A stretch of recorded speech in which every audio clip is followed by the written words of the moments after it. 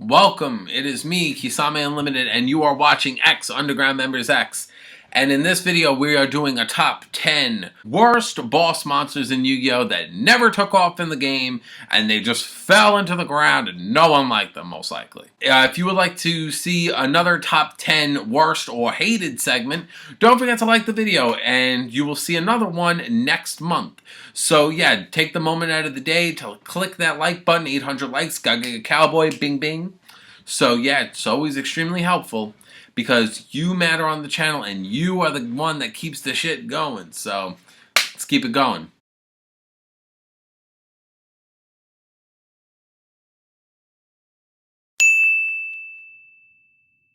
Number 10 is a tie between two cards. It is Worm King and Worm Queen.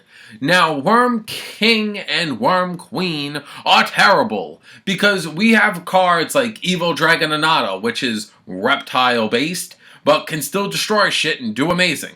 When we have cards like Worm King and Worm Queen, they literally can't do anything. You need to summon them through, tribute summoning methods, which is like 2 sacrifices for a fact that we have to tribute other cards to get off a play. We don't even get an automatic play or card for free just for summoning them.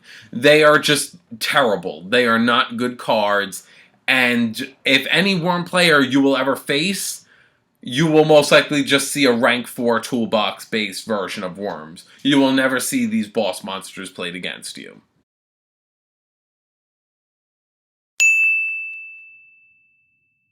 Number 9 is STEELSWARM HERCULES. With a name like Hercules, he must be good, right? Nope. He's terrible. He can't do anything either, requiring 3 tributes. And when you summon him, he's okay. He'll at least give you something, but for 3 tributes. You know how hard it is to fucking tribute nowadays? We need shit that you get off plays right off the get-go. And anytime when I ever think of cards that are like, oh, 3 sacrifices, I immediately think of shit like God cards. And I kind of feel like if I'm going to be put in a position where I could summon Obelisk, I'm going to summon Obelisk because Obelisk is Obelisk. I don't want to summon fucking Hercules because Obelisk overtops Hercules. Same thing with Cypher and Ra. But yeah, I just think that he was mediocre and could have been so much better, or at least have the 2 sacrificing, tributing, if anything.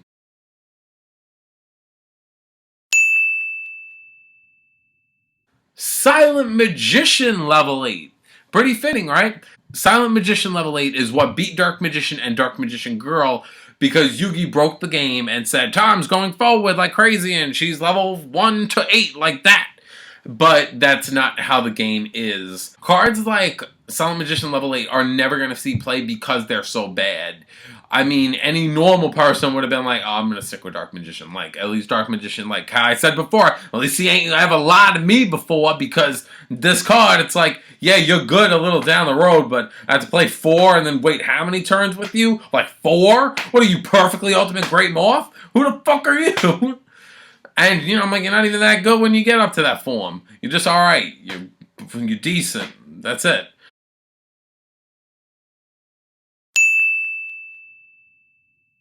Alright, number 7. Rainbow Dragon.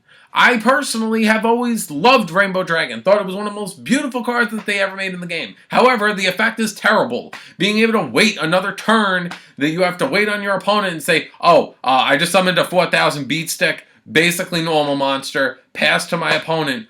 Oh, okay, I guess at this point I wish I had Malefic Cyber End Dragon, right? Yeah, at least that card could do something, and I don't need to play shit like, fucking Amethyst Cat, Cobalt Eagle, and fucking Amber Mammoth, and all these other shitty fucking Crystal Beasts. You see, personally, in my opinion, I always felt like it was such a terrible boss monster because he didn't give any exclusive thing. He wasn't like JD where I come on the field and nuke everything and fuck up my opponent. No, it was simply, I'm here, I'm queer, I will not move. And it was just like, it wouldn't do anything for you. It was kind of lackluster.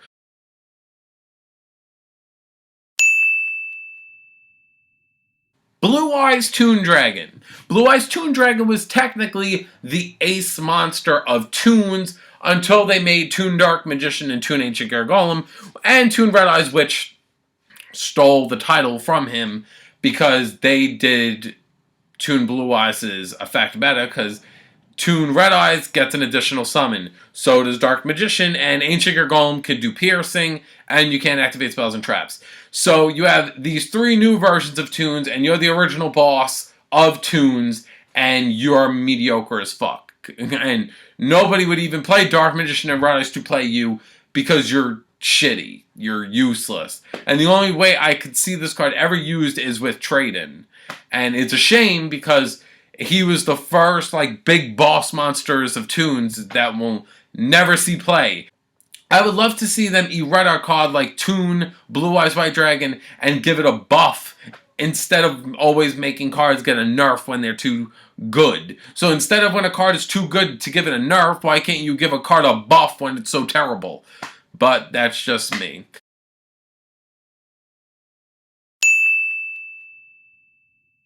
AROMAGE Bergamot. Bergamot is technically the boss monster of AROMAGEs, and she is a whack level 6 monster that just gains attack points. Wow, what a way to end it on. You have a card like Jasmine, which is a secret, fucking beautiful, defensive, draw powering card during your opponent's turn and your own. Amazing, right? How could they fuck up this archetype? Well, let's add Bergamot. Let's have her do nothing. So, yeah, it's basically simple as that. You have a card that when you gain life points, give this card 1,000 attack points. Fucking garden on the field and gain some life points, and you got almost a 4,000 beat stick. Whoa! That's what I needed in my top deck. I really needed that. But yeah, it's a shame that they don't have a better boss monster, but who knows, maybe in the future they'll maybe give AROMAGE a good fucking dark evil plant lady. So that would be really fun to see. Number 4.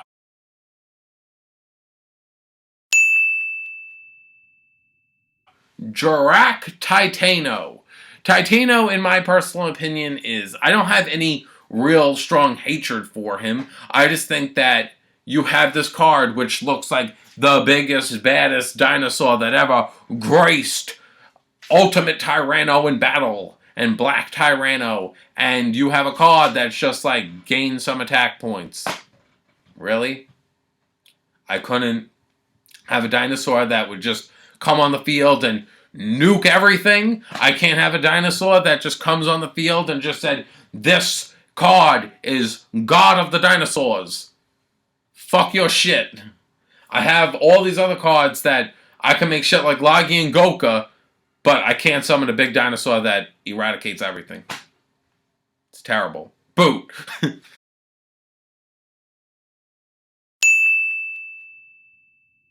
Armed Dragon level 10. See, they were on the right track when they made Armed Dragon 3, level 5, level 7, and then they didn't go to 9, they went to 10. They took it a step further, and they took it down shit lane. You had a card that I didn't expect the conditions to be any easier, because going from Armed Dragon level 5 to 7 is a big step, because you'd only probably play one level 7 in your deck. So playing 10 is repetitive and stupid, but you still have, I'm pretty sure you still have to discard a card to use it. Dark Armed Dragon was, I guess, the better suit because they made Dark Armed Dragon after, which was a good replacement to that fucking awful mess that they made. But Armed Dragon level 10 has such a beautiful, beautiful artwork, and it goes to waste.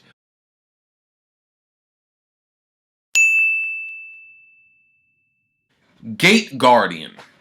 Gate Guardian might have a lot of attack points. It'd probably be the second, or, oh no, because then they made Paradox Dragon and Malefic Truth Dragon. Regardless, Gate Guardian is one of the most strongest monsters in the game. But its biggest problem is that I have with it is that when you watch the episode with Paradox and Yugi claims that Gate Guardian is on a class of Exodia.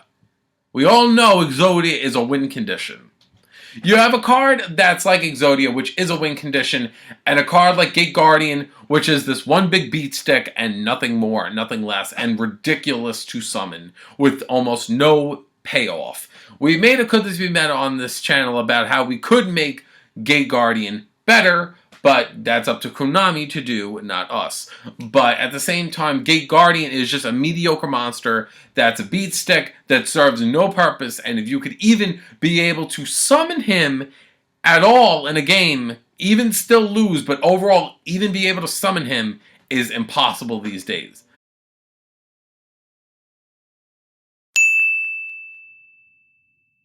Is Perfectly Ultimate Great Moth. We have a card like Perfectly Ultimate Great Moth, which we get again, we've made another Kisame metaphor.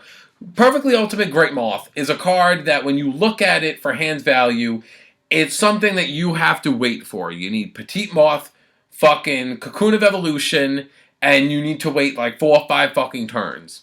4 or 5 fucking turns, you already won a loss. That's how good the game is. The game is 1, 2, 3, the end. Something like this, not even a fun casual player can use and have a good time with. They've remade cards like Gaia, fucking Summon Skull, Dark Magician, all these cards like Blackluster Soldier Support. But I think it's about time they take one of the antagonist cards like Gate Guardian and Perfectly Ultimate Great Moth and give them a buff. Why do all these cards that we saw iconic as kids still be terrible today?